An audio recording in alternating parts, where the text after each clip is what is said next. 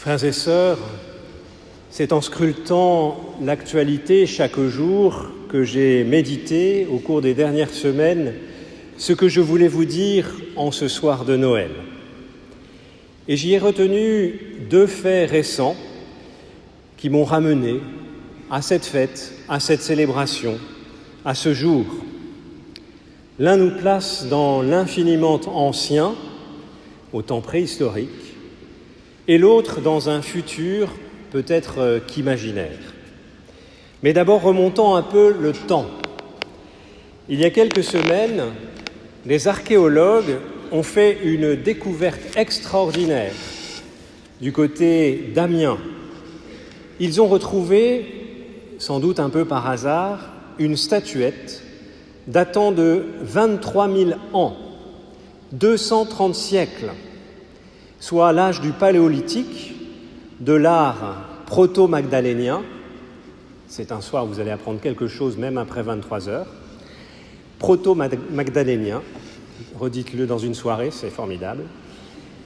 À l'époque de nos lointains ancêtres chasseurs-cueilleurs. Ces 4 centimètres de craie représentent une femme aux formes très avantageuses.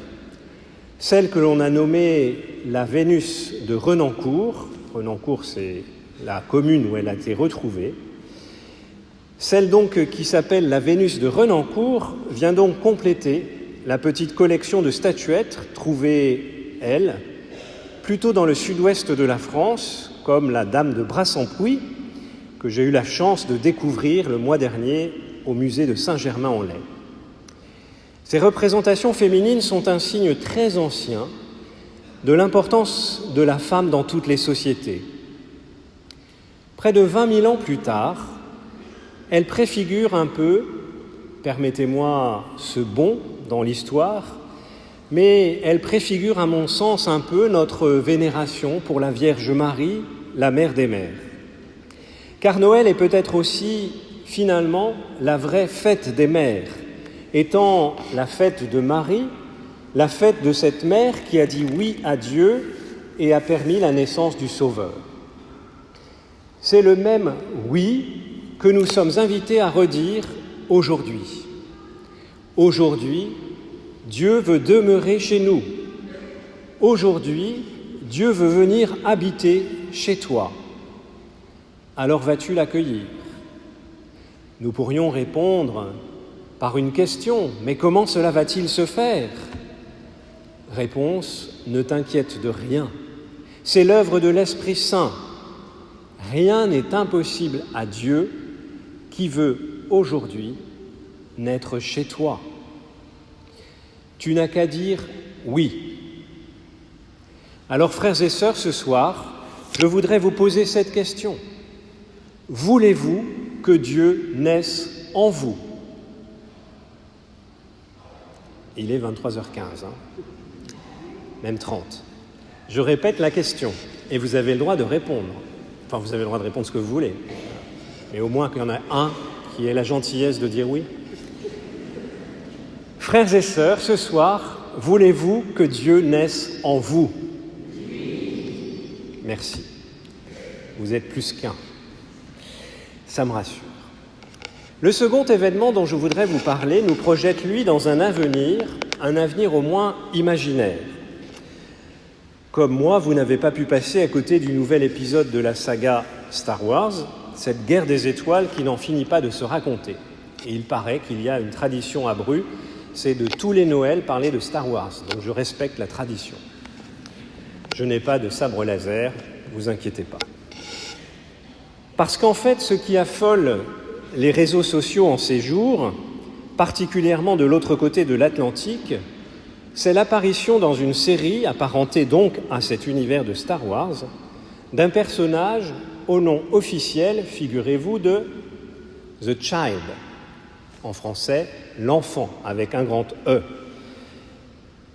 Mais que tous ont surnommé aux États-Unis Baby Yoda, le bébé Yoda. Alors je vous le présente, il est vert, il a de grandes oreilles, des yeux marrons très expressifs. Les spécialistes analysent que s'il est de la même espèce que Maître Yoda, ce n'est pas Maître Yoda enfant, c'est pas possible. C'est peut-être, tout le monde fait des suppositions, son fils caché. Bref, surtout, il fait craquer tout le monde, petit comme grand. C'est vrai, he's so cute, il est si mignon. Désolé pour les fans français, mais il faudra attendre le 30 mars pour voir son apparition en France. Bon courage, patience. Mais que nous dit cette folie sur les réseaux sociaux pour un baby Yoda aujourd'hui en 2019 ? Nous avons tous besoin, je crois, de tendresse. Nous avons tous besoin de simplicité enfantine. Ce soir, je vous propose, moi aussi, un bébé, mais pas un bébé imaginaire, un Yoda venu d'une autre galaxie lointaine. Non, voici Jésus, le fils de Marie, Jésus, le fils de Dieu, et il vient naître en nous. Ainsi, ce soir, c'est plus que le 2020e anniversaire de la naissance du Christ que nous fêtons.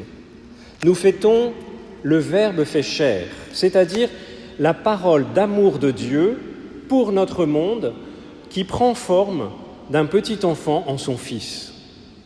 L'amour de Dieu est si grand pour chacun d'entre nous qu'il nous donne son Fils et qui, lui, s'est donné jusqu'au bout par amour. Qui d'entre vous n'a pas envie d'être aimé ? Qui d'entre vous n'a pas besoin d'être aimé ? Que vous soyez jeune ou moins jeune, que vous soyez pauvre ou riche, que vous soyez malade ou bien portant, que vous soyez français, indien, comme le père Haroul Selvam qui vient de lire l'Évangile, brésilien, comme notre séminariste Anderson, que vous soyez africain ou américain, Dieu, par amour, vous donne son Fils comme signe d'amour. En Jésus, l'amour fait ainsi irruption dans notre monde. Voilà la bonne nouvelle de Noël. À la question de savoir si vous acceptez que Dieu renaisse en vous, vous avez tout à l'heure, très spontanément, répondu oui. Mais pourquoi le ferait-il ? Pour vous aimer. Ainsi, mon message de ce soir est simple, peut-être trop pour certains, pourtant il n'y en a pas d'autre. Pourtant, mon message est peut-être aussi rabâché, vous vous dites que vous l'avez déjà entendu, que ce n'est pas nouveau. Cependant, c'est à chaque fois une force neuve qui naît en nous. C'est à chaque fois le côté obscur de la force qui perd une bataille et la lumière de Bethléem qui nous guide vers plus de joie, plus de paix, plus de justice et d'amour. Frères et sœurs, ce soir, laissons-nous tout simplement attendrir par le petit bébé de la crèche.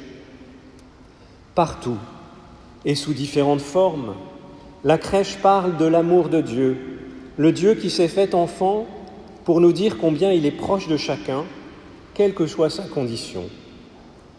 C'est ce qu'écrit le pape François dans une très belle méditation sur la crèche. Et il poursuit, en contemplant la scène de Noël, nous sommes invités à nous mettre spirituellement en chemin, attirés par l'humilité de celui qui s'est fait homme pour rencontrer chaque homme. Et nous découvrons qu'il nous aime, jusqu'au point de s'unir à nous, pour que nous aussi, nous puissions nous unir à lui. Amen.